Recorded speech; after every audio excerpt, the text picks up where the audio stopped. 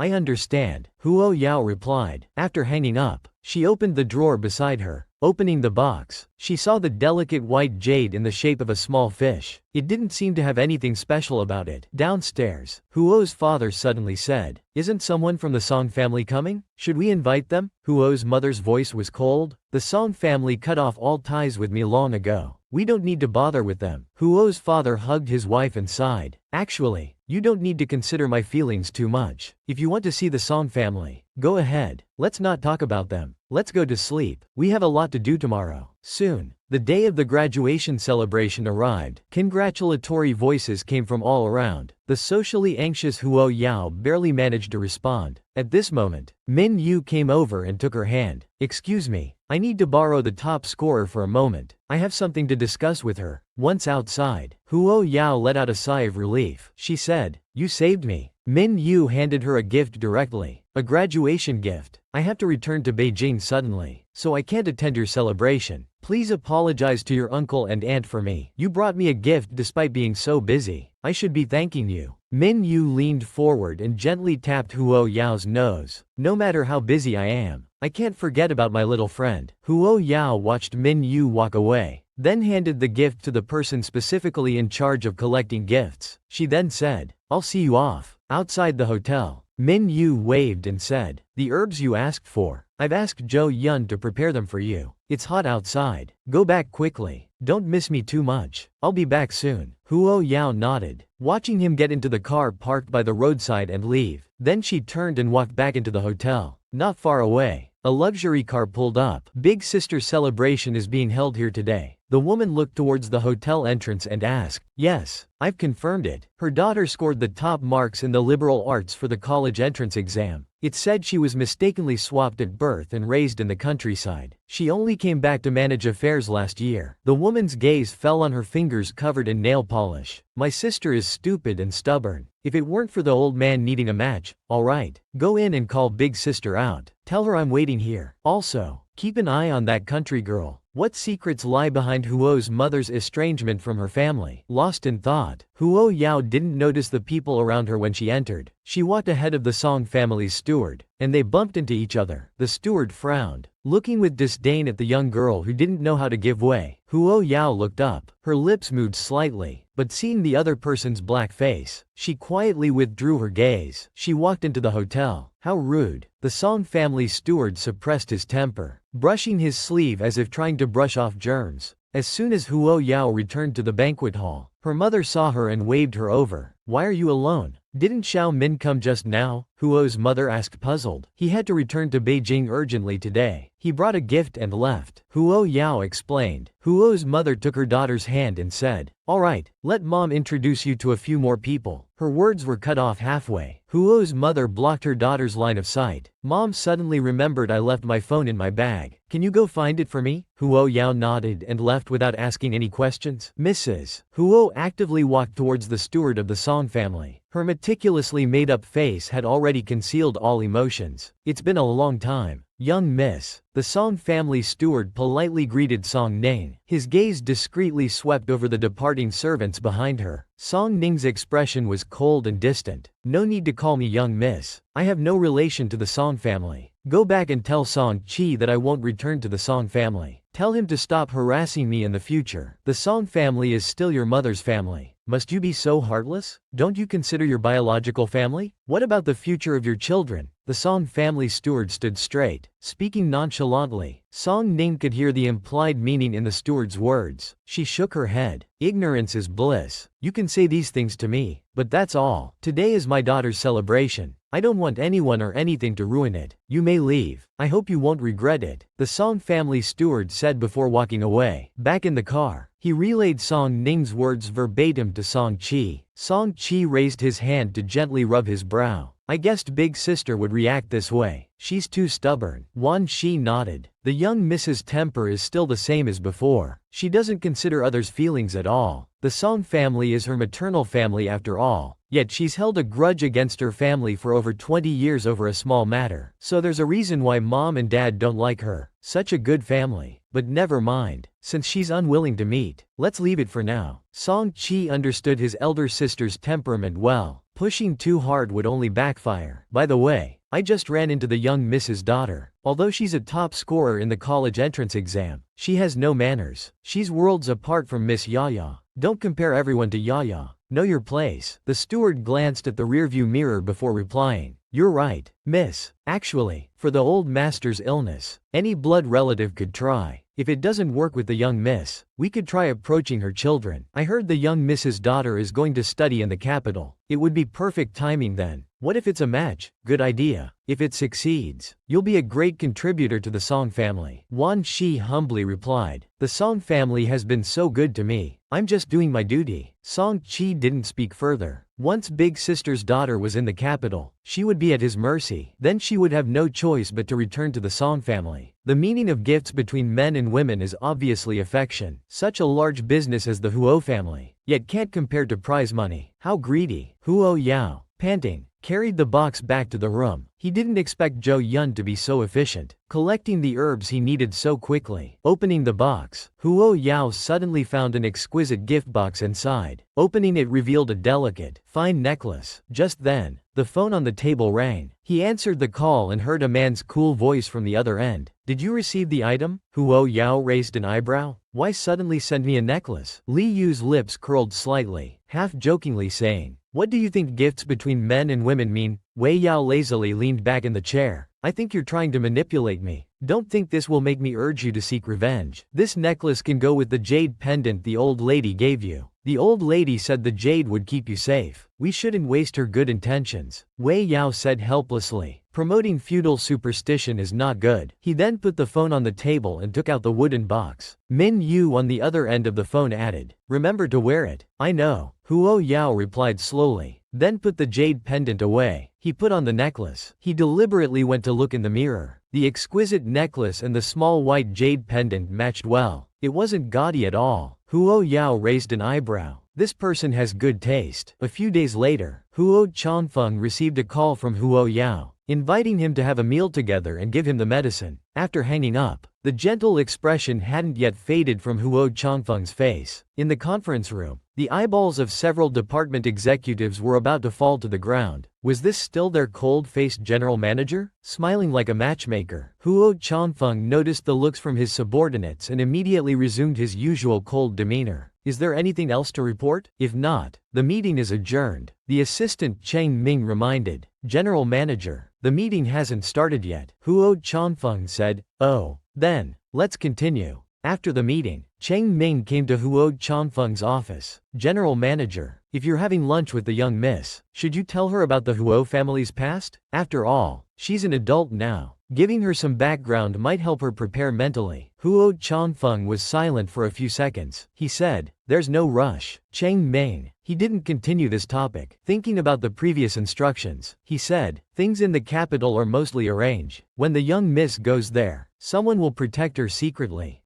You should go with her then. Huo Changfeng replied. Cheng Ming's face lit up at this. Thank you, General Manager. After lunch, Huo Yao took out a white plastic bottle. Changfeng said to give this to uncle. Huo Changfeng gratefully said, thank you for your trouble, young miss. Last time we met was too rushed. I didn't ask what major you chose for university. Biological research. When Huo Changfeng heard this, his temples immediately started throbbing. Why choose biological research? Didn't your parents object? No. Huo Yao shook his head. When he said he wanted to study biological research, his parents were overjoyed, as if afraid he might choose other popular subjects. Huo Changfeng tried to persuade. I think scientific research is too boring for girls. Young miss, why don't you change your major? Finance or international trade would be much better. The second master and madam are really going to great lengths to prevent the young miss from inheriting the family business. It's too much. I like this major. I don't plan to change, but I'm planning to take a second major. Physics. Why choose physics as your second major? When Huo Changfeng asked this, he already sounded deeply resigned. Huo Yao answered a bit sheepishly. The reason might make you laugh. Changfeng. The physics department offers a lot of scholarships every year. Huo Changfeng seemed to be struck. The vast Huo family business can't compare to mere physics department scholarships. Windmaster, our heir is about to run away again, saying goodbye to parents and starting a new campus life. Yao Yao went to Beijing. Take good care of yourself. Don't study too hard. Eat well and get enough rest. Third son, don't just focus on doing research all day. You two siblings must look after each other in Beijing. Huo Yuling replied helplessly. I know,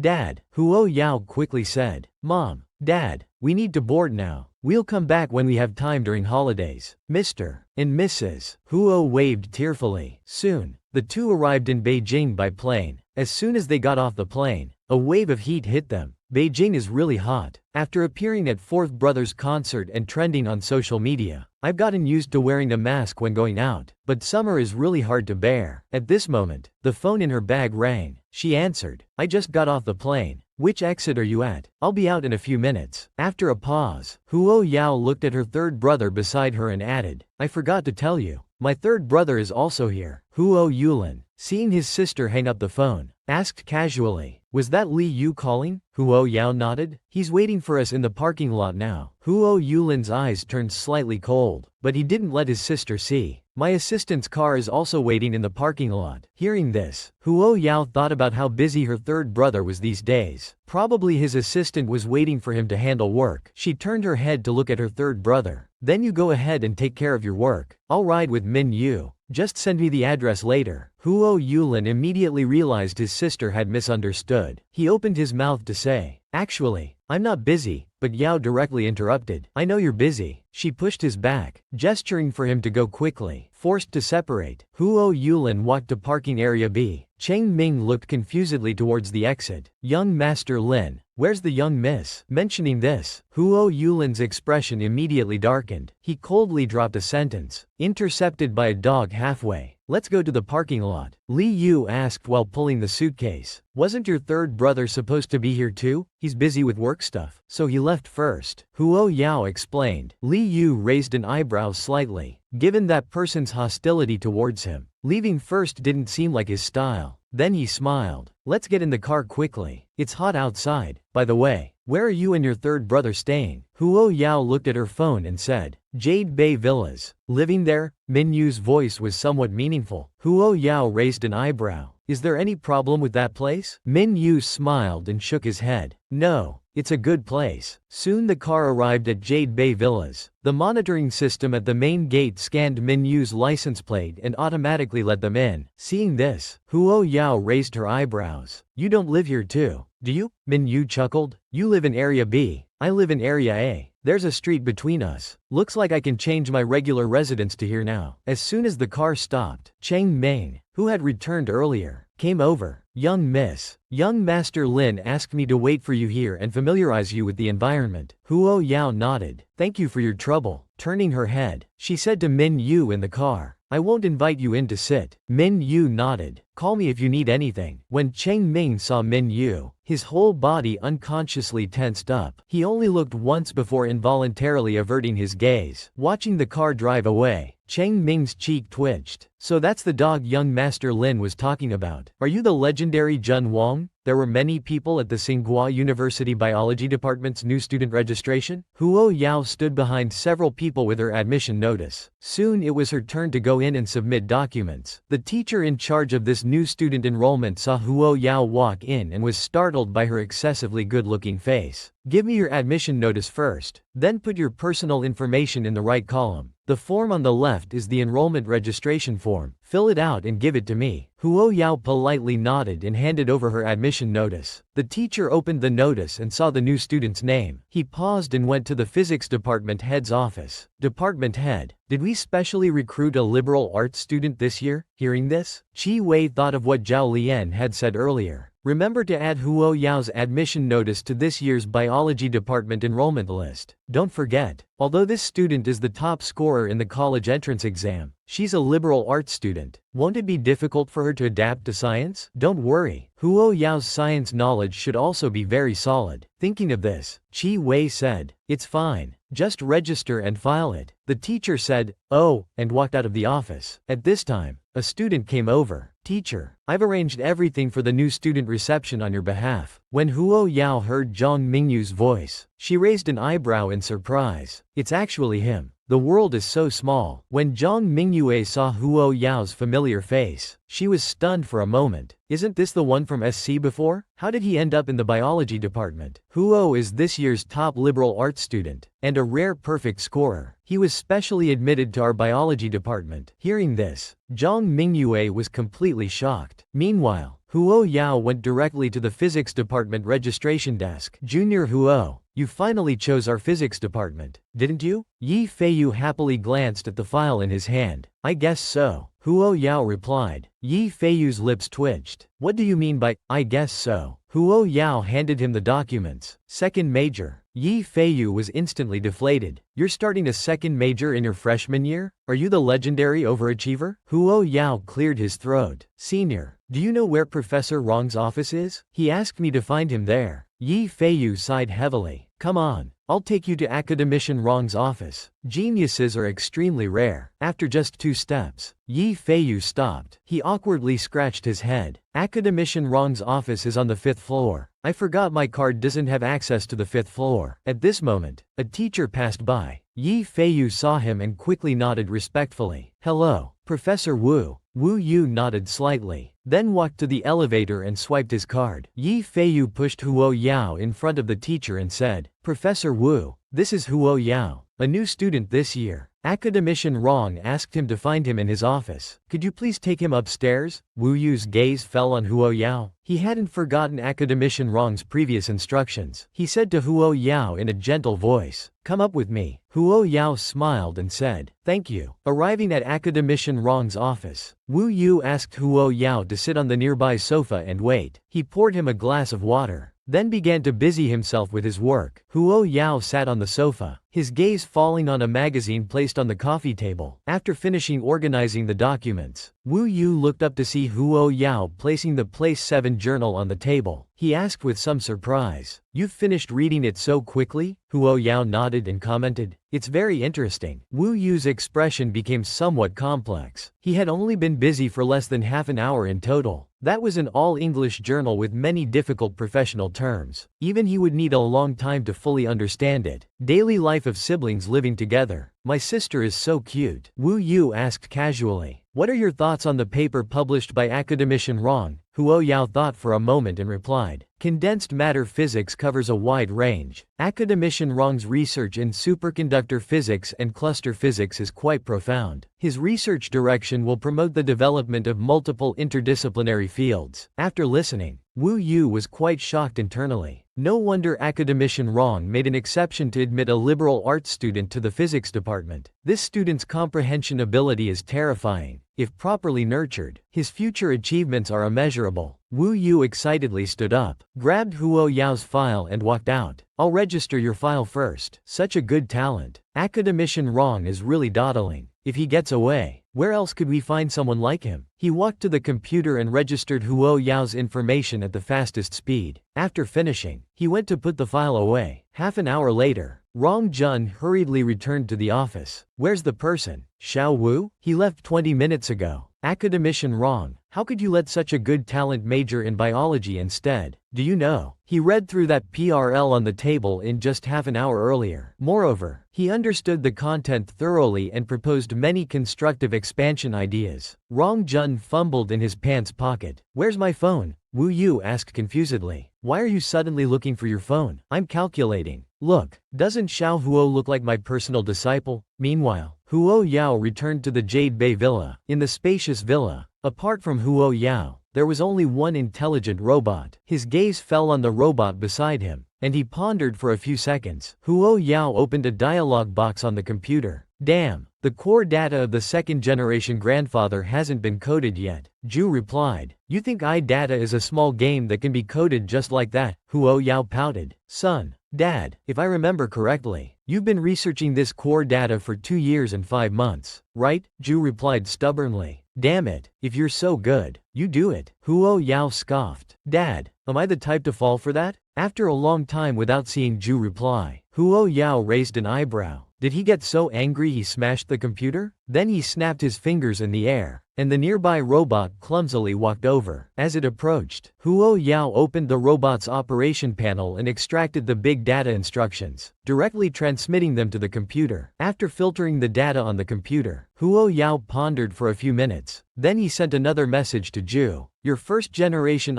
big data has too many loopholes, causing many instructions to fail to operate. Have you considered establishing a separate independent information database? Zhu replied. That's a bold idea. In this information age, compared to verification chips, an independent database is the core of intelligent products. Just as Huo Yao finished replying, he heard the door click open. Huo Yuling, who had been in the lab for 2 days and 2 nights, returned. I ordered takeout for you. It'll be here soon. Third brother, sit down for a while first. Huo Yao handed the water cup to Huo Yuling. Third brother, no matter how busy you are, you still need to rest. Huo Yuling nodded. I know. It'll be better once the research results come out in a while. Little sister, apply this during your military training. It'll prevent your skin from getting sunburned. This is an internal research product from other departments. It's said to be very effective. I'm considering whether to spend money on getting some sunscreen. Yao said very obediently. Thank you. Third brother, Huo Yuling's heart softened at Yao's obedient appearance. She unconsciously raised her hand and stroked her sister's head. Such a good girl. Huo Yuling let out a satisfied sigh. At this moment, the doorbell rang. Huo Yao stood up from the sofa. It should be the takeout. I'll go get it, Huo Yao said as he opened the door. He said, thank you, and brought the takeout back to the room, placing it on the dining table. At this time, his phone buzzed twice. Looking at the message on his phone, Huo Yao's face immediately darkened. It was a notification that he had been assigned to the bioinformatics major, but his intended major was clearly biotechnology. The genius girl was rejected by other departments and forced into bioinformatics. It's like this. Department assignments are sometimes based on grades, but you're the only liberal arts student admitted to our department this year, so you've been temporarily assigned to our informatics division. The college always pushes low-scoring freshmen into informatics. Good resources are all taken by other departments. Without financial support, some research courses can't be carried out. How can we easily cultivate talent? Lu Qian sighed inwardly. They were clearly an indispensable core data link in the entire field of bioengineering. But just because they haven't produced any big data analysis geniuses in recent years, their backbone is a notch lower than other analysts. Huo Yao had already understood the meaning behind Lu Qian's words. This all-round genius, just because he was a liberal arts graduate, was disliked by teachers from other departments, and the unfortunate bioinformatics was forced to become the fallback option. If you really don't want to stay in our bioinformatics, I can help you ask around and other. His words were interrupted by the department head Chi Wei, who walked in. Professor Lu, all the new students have already been assigned. You should know this, right? Lu Qian looked towards the department head. The students' intention indeed isn't in our informatics major. Forcing them would only hinder the students' future. Chi Wei smiled and said, I don't think it's about this student's intended major. Although Huo is a liberal arts graduate, he's also the well-known top scorer in the college entrance exam. A weak foundation can be gradually improved, can't it? Lu Qian frowned. The department head's words seemed to suggest that he didn't want this liberal arts top scorer. It was clearly other departments refusing to accept him. He just couldn't bear to see a student in a department they didn't like and wanted to help negotiate. Lu Qian was a straightforward person. He immediately opened his mouth to explain. Department head Chi, you've misunderstood my meaning. The silent Huo Yao interrupted. Department head Chi is right. A weak foundation can be gradually improved. I'll stay in bioinformatics. Lu Qian was very surprised and looked at Huo Yao. Huo, you don't have to force yourself. Huo Yao looked at Lu Qian. Honest people are easily bullied. He stood up straight and said, Teacher, I'm going back to the classroom. Lu Qian watched Huo Yao's disappearing figure. Just as he was about to speak, Chi Wei said, I know what you want to say. The biotechnology department is the core of the entire bioengineering college. The people they cultivate are all future national medical research bigwigs. Not just anyone can get in. A classmate is an idol's sister. Huo Yao arrived at the classroom. Just after sitting down, he sensed someone beside him. He turned his head to look at the person. Hello, sister. Lian Shi grabbed her short hair nervously and quickly explained, I'm a fan of your brother. He's so lucky to be able to attend class with Lucky's sister. Huo Yao politely nodded to her. You're even prettier than in those online photos. Lian Shi covered her face with both hands, staring intently at Huo Yao's face. In her heart, she let out a groundhog-like squeal. Mom, I saw a fairy today. At this moment, the teacher walked in with a notebook. He then picked up a pen and wrote his name on the blackboard. Let me introduce myself. My name is Lu Qian. The morning passed quickly. At noon, Huo Yao received a message from Yi Feiyu saying to meet at the cafeteria. Huo Yao replied with an, okay, and then headed to the cafeteria. Lian Shi, being naturally friendly, also went along to the cafeteria. Yi Feiyu had already gotten food for Huo Yao. Yi Lianfan was also there. He didn't know Huo Yao had a classmate with him and felt a bit embarrassed seeing Yuan Shi. Lian Shi didn't mind and went to queue up for food herself. Little Junior, how's your department? After all, the biotechnology department is the core of your college. The people there are all National Reserve medical bigwigs. Little Junior, you need to work hard. I'm in the bioinformatics department, Huo Yao said slowly. Yi Feiyu heard this and looked at him in disbelief. Little Junior, how come you're in bioinformatics? Didn't you apply for the technology subdivision? Huo Yao didn't argue back. Is there any problem with bioinformatics? Seeing this, Yi Feiyu started to explain to Huo Yao the vast differences between the two departments. Anyway, the informatics department has fewer resources, and it's hard to stand out. You should take advantage of the fact that school just started and talk to the teachers. Transferring departments should be possible. Huo Yao replied dejectedly. Maybe I'm not good enough. The technology department doesn't want me. Yi Lianfan, who heard this, almost choked. Can the big shot give others a chance to live? The top scorer with full marks in the college entrance exam says he's not good enough. Then what are we? Yi Feiyu began to subtly recruit for his own department. Little Junior, why don't you leave the biology department altogether? Our physics department guarantees that any subdivision would welcome you. The biology teachers must be blind to not appreciate Little Junior. We should quickly lure her to the physics department. Huo Yao took a mouthful of rice, his voice muffled. No, I just want to retire peacefully in the biology department. At this moment, Yuan Shi returned with her food. As soon as he sat down, Huo Yao stood up and said to the group, "You guys continue eating. I have something to do." As Yuan Shi watched Huo Yao's retreating figure, he suddenly remarked, "If I were a top scorer in the college entrance exam, I'd want to be a slacker too." Yi Feiyu, sitting nearby, turned his head towards his cousin and asked, "What's your take on this?" Suddenly questioned. Yi Lianfan gave him an expressionless glance and said, "You're so boring." After saying that, he left in a huff. Yi Fei explained to Yuan Shi, "Ever since he failed the college entrance exam this year, my cousin has had this sarcastic attitude. Just ignore him." Yuan Shi asked, confused. "Failed the exam?" Yi Feiyu said with regret on his face. He missed being the top science student by just 1 point. Isn't that failing the exam? Yuan Shi was completely shocked. "I'm sorry. Excuse me." The cunning old man hadn't treated him as a normal person at all. "I was in a meeting at the school office when you came to register the other day." Rong Jun explained specifically. Huo Yao nodded. "It's fine. Which major are you studying in the College of Biological Engineering?" Huo Yao was silent for a moment, then asked, "Is bioinformatics very niche?" "Well, it's not exactly niche, but this major hasn't produced any particularly outstanding talents in the past decade. That's why it's gradually losing favor in the department." "Why did you choose this major?" Huo Yao didn't mention that he was forcibly pushed into the informatics major. Rong Jun said earnestly, "It's alright. Every major has its value. Since you've chosen it, study it well. Few people persist in such niche majors. That's good. It gives the physics department a better chance to poach people." Huo Yao, unaware of Professor Rong's thoughts, just nodded. "No outstanding talents in over a decade. Sounds very challenging. I like it." Rong Jun handed him a stack of customized study plans. "Take a look at this. Although we agreed earlier that you don't need to attend classes in the physics engineering department, you shouldn't fall behind on the courses you need to study." Huo Yao took the materials and nodded. Seeing Huo Yao agree so readily without any objections, Rong Jun felt a twinge of guilt. Although physics was only his second major, the plan he had drawn up for him was even more rigorous than for the department's own students. Meanwhile, Zhao Lian frowned when he saw the funding amount. This quarter's experiment funds haven't been allocated yet, and there's not much left in the department's reserve funds. Qi Wei expressed the idea he had thought of earlier. "I remember the informatics major hasn't started any major projects in the past 2 years. We could temporarily use their money for emergencies. This way, we wouldn't need to touch the reserve funds." Zhao Lian looked up at Qi Wei. "That's not right. I won't agree to it. Informatics already gets little funding each year. If we use their money too, it would be too much." Qi Wei had anticipated Professor Zhao's reaction, so he produced an experimental progress report. "Our research is at a critical juncture. Professor Zhao, don't you want this project to have a breakthrough? Moreover, informatics has been unproductive for years. There's no need to allocate funds to them at all." Zhao Lian rubbed his furrowed brow. In the end, he still shook his head firmly. "Anyway, I don't agree, but I'll try to apply to Professor Liu to see if we can borrow funds from elsewhere. Seeing Professor Zhao's impatience, Qi Wei picked up the application form and said, then I'll go find Professor Liu.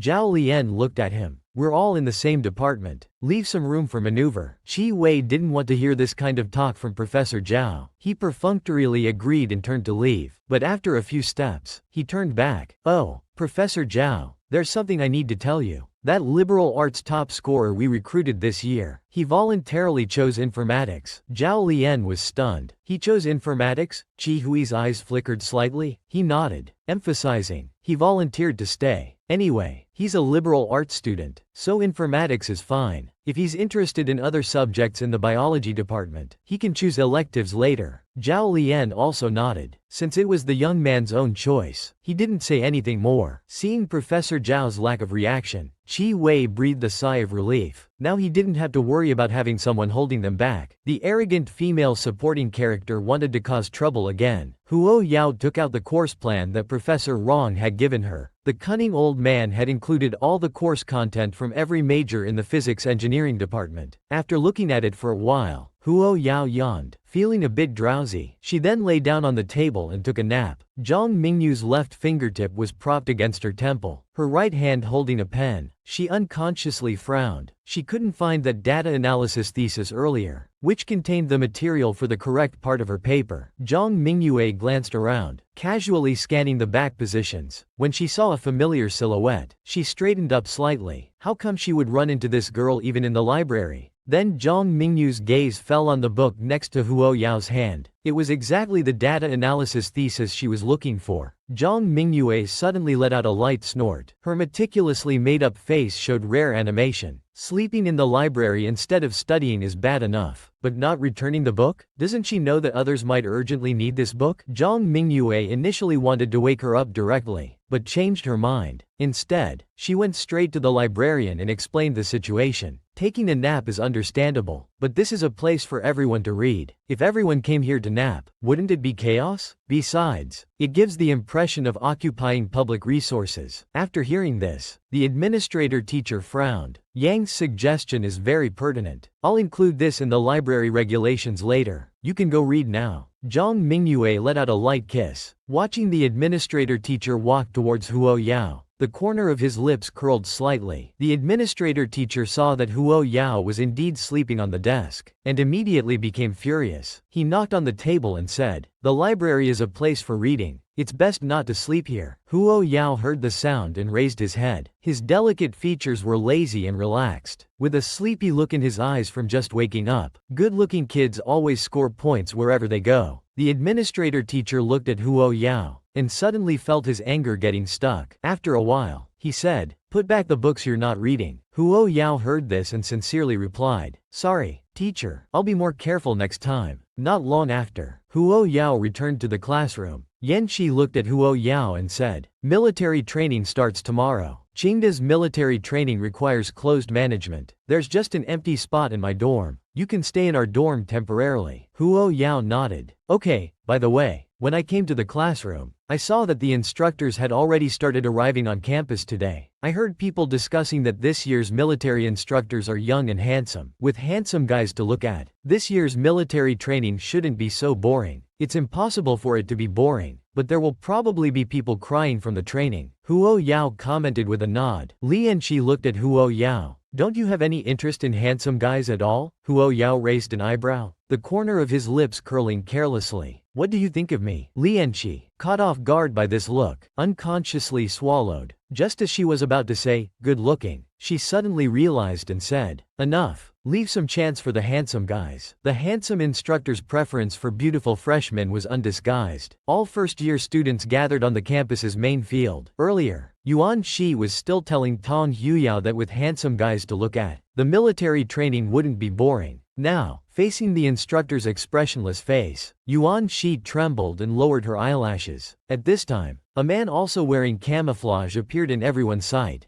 Although the brim of his military cap covered his forehead, it couldn't completely hide his handsome face. When he raised his head, a pair of deep eyes casually swept over the large group of new students. Finally, his gaze paused for a second at a certain position in the last row. A whistle blew. Everyone run 10 laps around the field first. Minyu came to Huo Yao's side and said, "Little one, run well." Huo Yao was surprised. This guy was the chief instructor. Looking at Minyu's camouflage uniform, Huo Yao raised an eyebrow. He remembered what Yuan Shi had mentioned earlier about the very handsome and young instructor. In his heart, he now expressed strong agreement. Indeed, very handsome. After the noon break, Huo Yao came to Minyu's office. The man was sitting on the sofa, with several boxes of exquisite meals on the coffee table. Seeing Huo Yao, the sharpness on his face dissipated. "You're here," Huo Yao responded coolly. "Let's eat first." Minyu naturally picked up a pair of chopsticks and handed them to him. Huo Yao took the chopsticks and said, "I didn't expect you to become the chief instructor. I've participated in training before. I spent some time in a training camp before. But you, after a morning of military training, can you still keep up?" Huo Yao held the chopsticks. Although he didn't understand the training camp Minyu mentioned, it should be similar to the extreme training he had experienced before. He composed himself and nodded. "It's okay. Tell me if you can't handle it." Huo Yao glanced sideways at Minyu, his peach blossom eyes playful. "Chief instructor, are you openly giving me special treatment?" Minyu leaned closer to Huo Yao, chuckling softly. "As long as you need it." An unusual feeling flashed through Huo Yao's heart. He looked away and picked up the soup from the coffee table, taking a few sips. "Better not. Special treatment isn't good." Minyu looked at the person drinking soup and said, "You can take your noon break here. I've asked someone to bring something over. It should arrive in about half an hour. Or you can go back to the dorm to rest if you want. I'll bring it to you in the afternoon after it arrives." Hearing this, Huo Yao instinctively chose the first option. "It's fine. I'll wait here." Hearing this, the corner of Minyu's lips curled up. Huo Yao glanced at him, suddenly feeling like this was a trap again. He yawned and came to the edge of the sofa, leaning sideways on the armrest. After Minyu cleaned up the coffee table, he looked up at the person on the sofa who was clearly breathing deeply, and instead took a blanket and covered Huo Yao. The sleeping profile now had a beauty of peaceful years. Minyu leaned slightly forward, his finger hovering in midair, his eyes hazy as they fell on Huo Yao's face. He quickly stood up straight and walked to his desk. Sitting down, until 1:30, Huo Yao walked out of the office with a bag. Zhou Yun came in from outside. "Brother Yu, I saw several students who fainted being sent to the school infirmary. I wonder if Miss Huo's body can withstand it." Minyu was silent for 2 seconds, then said in a low voice, "That's not something you should be concerned about. Do you have the heart to see Miss Huo faint under the sun?" Before, Miss Huo was too young for a relationship, but now she's in college. Think about how many excellent boys there are in college, especially since Miss Huo is in a science and engineering department with many boys. Besides his face and family background, what other advantages does the master have? Li Yu didn't know what Zhou Yun was thinking. He just raised his hand to rub his brow and said he wasn't that delicate. "I must remind you, the capital is not like a city. If people find out about your close relationship with an ordinary female college student, I'm afraid Miss Huo might encounter trouble." Min Yu's handsome face showed little emotional change. After a while, he replied, "I actually hope people find out about this. With the same military training, why is it that only you don't get tanned?" Huo Yao walked into the dormitory. The other 2 roommates were also there. Seeing Huo Yao come in, they just nodded symbolically. Li Enchi looked at the bag in Huo Yao's hand and asked, "What did you bring?" Huo Yao walked to her bed. She took out the sunscreen from the bag. The scent was the same as the sunscreen her third brother gave her. It seemed to come from the same place. Huo Yao glanced at Yuan Zai's face and said, "Do you want to use some sunscreen?" Yuan Shi took the sunscreen Huo Yao handed over. "What brand is this?" "It's a private production," Huo Yao replied casually. The 2 roommates listening nearby exchanged glances. Their first thought was, what private production? Isn't it just an in-branded product? They were really putting on airs. All girls love beauty. After an afternoon of military training, back in the dorm, they quickly took out mirrors to look at themselves. Their faces wore miserable expressions. "It's only been 1 day of training, and my face is already like this. There's still half a month to go. I feel like my face is going to be ruined." Beside her, Tang Ruyu gently touched her cheeks and said with some relief, "I applied many layers of sunscreen. My situation seems a bit better than yours." Zhang Hua quickly moved closer to Tang Ruyu. "It really is. What brand of sunscreen did you use?" Tang Ruyu mentioned the name of a big skincare brand, Yan Shi. Hearing the conversation between Tang Ruyu and Zhang Hua, couldn't help but turn her head to look at the two. At this moment, Huo Yao walked out of the bathroom. She had just washed her face, and water droplets were still falling along her cheeks. Yan Zai's gaze fell on her face, and her eyes suddenly widened. Damn, Yao Jia, your face hasn't been tanned or burned at all. Following Yuan Zai's exclamation, Tang Ruyu and Zhang Hua instinctively looked at Huo Yao. When they saw her skin, their reactions were exactly the same as Yuan Zai's. Huo Yao pulled out a tissue and slowly wiped the water off her face. Can't help it, I did a good job with sun protection. Yuan Shi touched her own face. I was fully armed too. But look, my face is all red. Suddenly, she walked up to Huo Yao, looking at her with a pitiful expression. Sis, can you spare some of your sunscreen for me? Forget those big brands. Your sunscreen is much better than those. Huo Yao took out a bottle and gave it to Yuan Shi. Yuan Shi held the bottle tightly in her hand. Thank you so much. Tang Ruyu also came to Huo Yao's side. Can you spare a bottle of that sunscreen for me? I'll pay you double the price of big brands on the market. Is that okay? Making a few thousand yuan from one bottle of homemade sunscreen. Someone from an ordinary family would be crazy to refuse, right? Huo Yao shook her head. I'm sorry, I don't have many. The politeness on Tang Ruyu's face couldn't be maintained. Alright then. Yuan Shi frowned slightly. What kind of talk is that? It's really unpleasant. It's like she's giving alms to beggars. Her brother is a top celebrity. Does she need this little money? As soon as she says she won't sell it, her attitude changes so quickly. So hypocritical. Let's go to the cafeteria to eat. After the two left the dorm,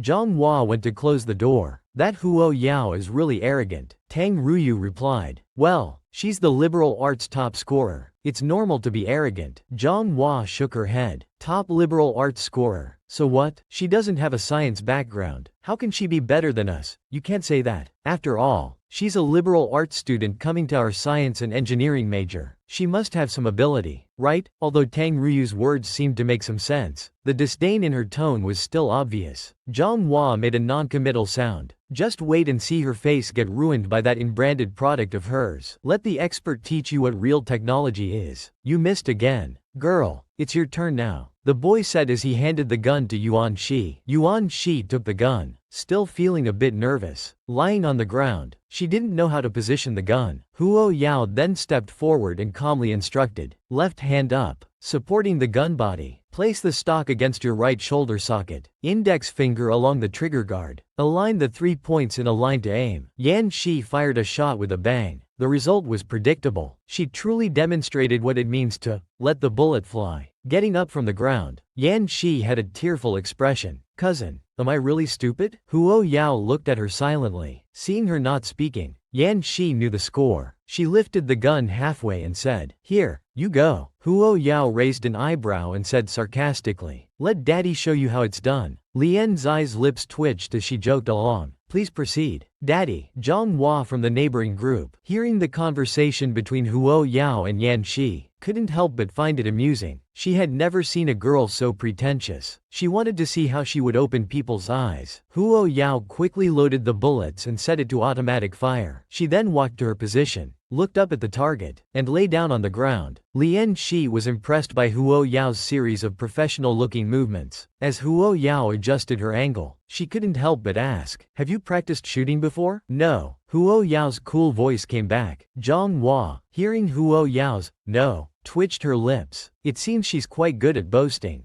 daring to say she'll open people's eyes without any practice. Just as Zhang Hua was mocking her, Huo Yao's finger pulled the trigger. The bullet hit the bullseye. When the onlookers saw this scene, their eyes widened. Wow, she's good. Every shot hit the target, and it was rapid fire too. I just had 5 single shots and only missed once. I was quite pleased with myself then, but now it's nothing in comparison. The crowd buzzed with discussion, which reached Zhang Huil's disbelieving ears. He came to his senses, seemingly unable to believe the score before him was real. Didn't she say she hadn't practiced before? How could she hit every shot in rapid fire on her first try? This girl must be showing off on purpose in front of everyone. It's so annoying. How can someone be so pretentious? Lian Qi approached Huo Yao and said, Sister Yao, you're amazing. You even did rapid fire. The instructor didn't even teach us that. And you still say you haven't practiced before? It's only 25 meters. Isn't it just a matter of having hands? Does it really need practice? Lian Qi clutched her chest, feeling somewhat offended. Little you, tell me, Why did you suddenly come to Qingda to be an instructor? You little rascal. Taking advantage of his mission to sneak into Qingda as an instructor using his name, Li Yu cleared his throat, his voice tinged with some emotion. Uncle, you can marry and have children late, but I can't. Min Jian, who was usually stern-faced, twitched slightly. He looked at his nephew. You have a girlfriend? It's not even close to being settled. Zhou Yun beside him couldn't help but mutter. Min Jian was quite surprised to hear this. He's a freshman this year. Minyu let out a light sigh. No wonder he came to be an instructor. Min Jian understood and immediately asked, what kind of girl is she? How's her family background? She's very outstanding.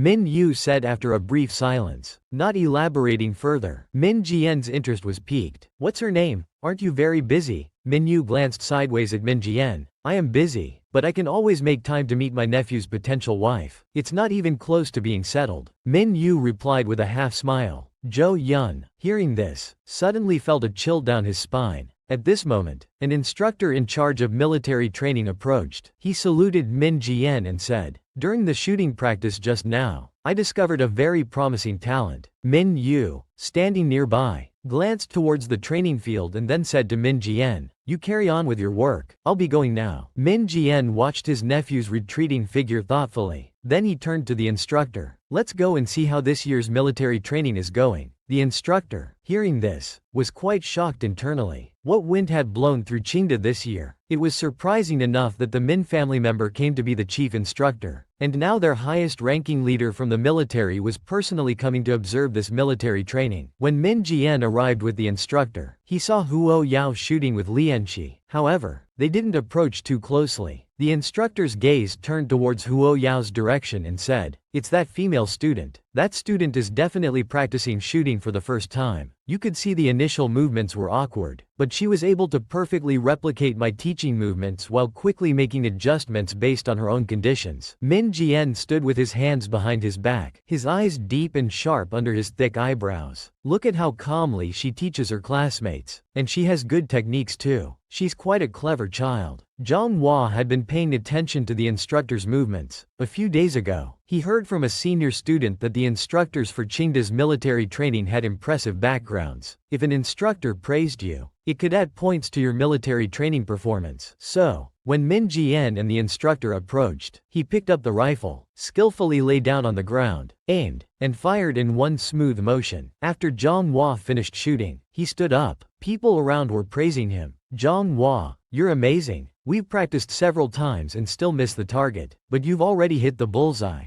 I think you're the best in our class. Zhang Hua straightened his back slightly and humbly replied, it's not that impressive. I'm just quite interested in shooting. After the instructor approached, he put on a solemn expression and saluted him. Hello, instructor. The approaching instructor looked at Zhang Hua. Have you practiced shooting before? Zhang Hua nodded. I've been to a shooting club with friends a few times, so I guess I've had some practice. The instructor thought for a moment and then suggested, your rifle positioning and aiming method are a bit showy, a little too flashy. The female student next door is doing well. You could learn some techniques from her. As the instructor spoke, he raised his hand and pointed towards Huo Yao's direction. Zhang Hua followed the instructor's hand and looked over. Why is she everywhere? My movements were very professional and on point. She's the one who's deliberately showing off and flaunting her skills. Miss Biao, our second miss would like to meet you. Huo Yao clearly didn't understand this form of address. Old Zhu put on a smile and explained, our second miss is called Song Qi. She's the younger sister of your mother, Song Ning. Your aunt has been talking about wanting to meet you ever since she knew you came to study in Beijing. Huo Yao looked at him and said directly, my mom never told me about this. I don't have an aunt. Mom never mentioned her family. If she didn't mention them, it means they're not important. Old Zhu's smile became a bit stiff. Due to some reasons, your mother left home many years ago and hasn't been in contact with the family. But your aunt still cares about you and your mother. Worried that you might not be used to life in Beijing, she specifically instructed me to come and take you back to the Song family. Huo Yao didn't want to hear him ramble on. She raised her hand to interrupt, saying impatiently, you don't need to beat around the bush. If you have something to say, just say it directly. Old Zhu's words caught in his throat. This personality was somewhat similar to Song Ning when she was young. No wonder she didn't seem likable at first glance. Old Zhu's expression also took on a slight hint of meaning. I'm not sure. You'll know when you meet your aunt. Then I don't want to know. And I don't want to meet people I don't know, Huo Yao said, and then walked away pulling her suitcase. Old Zhu looked at Huo Yao's retreating figure, frowning. If you won't accept a polite invitation,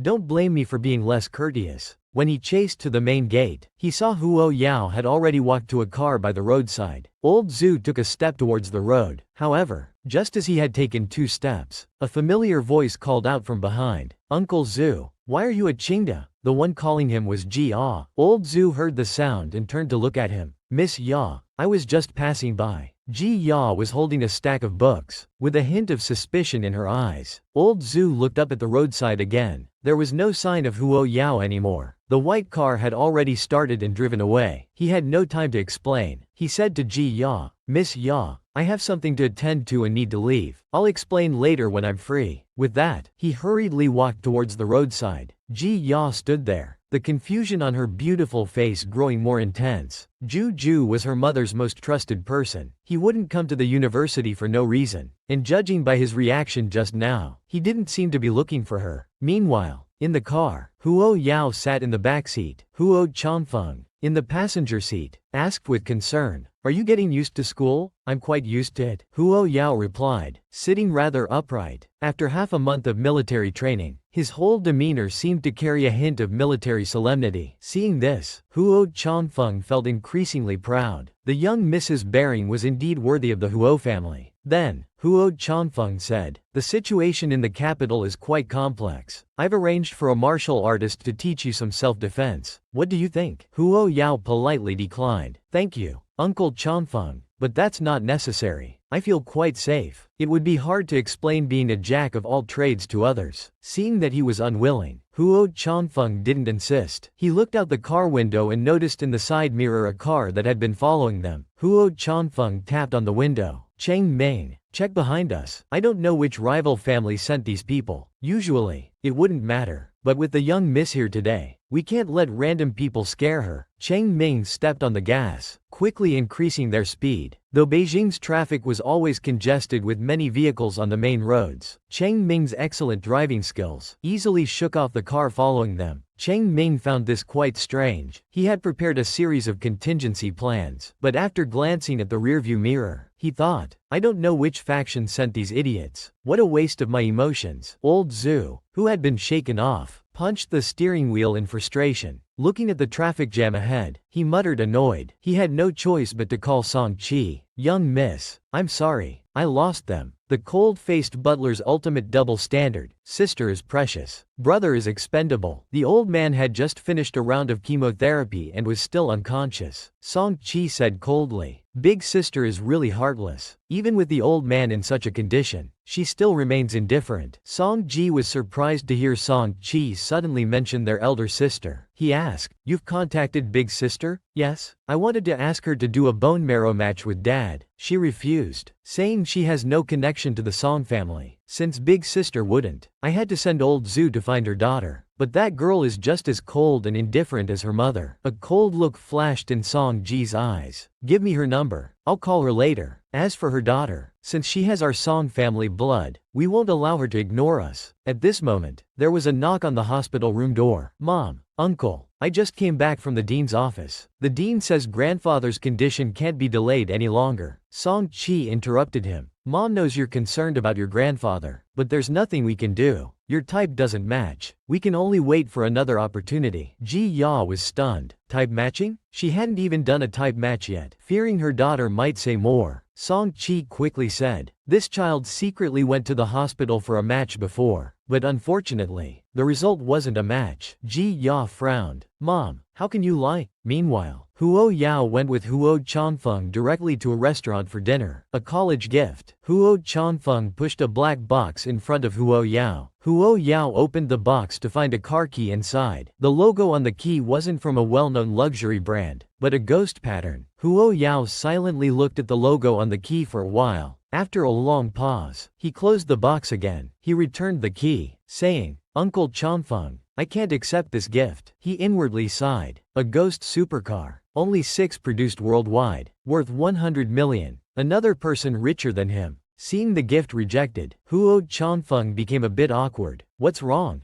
Don't you like cars?" Huo Yao, feeling a bit overwhelmed, said, "It's too valuable." Hearing this, Huo Changfeng immediately explained, "This car isn't expensive. The manufacturer is no longer producing it, so they sold it to me at a low price." Huo Yao's lips twitched. So limited production could be understood this way. "I get it. Thank you for the gift, Uncle Changfeng, but I really can't accept it." Seeing that he couldn't give away the car, Huo Changfeng's face showed a hint of disappointment. None of his subordinates could come up with a gift that the young miss would like. At this moment, Huo Yao's phone rang. He answered directly, "Third brother, you're coming over? Alright, I'll send you the address." Soon after, Huo Yulin pushed open the door to the private room. He came to Huo Yao's side, looked him over for a few seconds, and said, "Not bad. You didn't get sunburnt or injured. Half a month of military training, and you're fine." Huo Yao touched his face. "With the Min family's chef feeding me 3 meals a day, it would be a miracle if I lost weight." Huo Yulin noticed a box on the table and picked it up, casually asking, "What's this?" Opening the box, he was visibly startled when he saw the car keys inside. "Aren't these the keys to Uncle Changfeng's precious car? The one he wouldn't let anyone drive before?" Huo Yulin looked up and said, "Changfeng, your car has been shipped back to China." Huo Changfeng grunted, wanting to take back the keys, but restrained himself due to the young lady's presence. Huo Yulin's expression immediately brightened. "Let me drive it for a couple of days." Huo Changfeng pursed his lips, glanced at Huo Yao, and maintained his kind elder demeanor. He held back his pain. After a long while, he finally uttered a single, "Okay." Uncle Changfeng actually agreed. Could it be that he wants to give the car keys to his sister? Huo Yulin turned his head to glance at his sister. After pondering for 2 seconds, he quickly put the car keys in his own pocket. Opportunity knocks but once. Huo Yao took a napkin to wipe her mouth. She stood up. "I'm going to the restroom. Wait for me." As soon as she left the private room, the benevolent expression on Huo Changfeng's face disappeared, and his eyes gazed coldly at Huo Yulin. He held out his hand. "Give it to me." As Min Jian was walking home, he encountered a woman who nodded at him. He was puzzled. Who was that? At the doorstep, he met Min Yu's mother, Yi Su. Min Yu's mother, not knowing her brother-in-law was coming back today, was surprised to see him. "Jian, when did you return? Why didn't you call ahead?" It was a last-minute decision. "Sister-in-law, who was that just now?" Mother Min realized and said,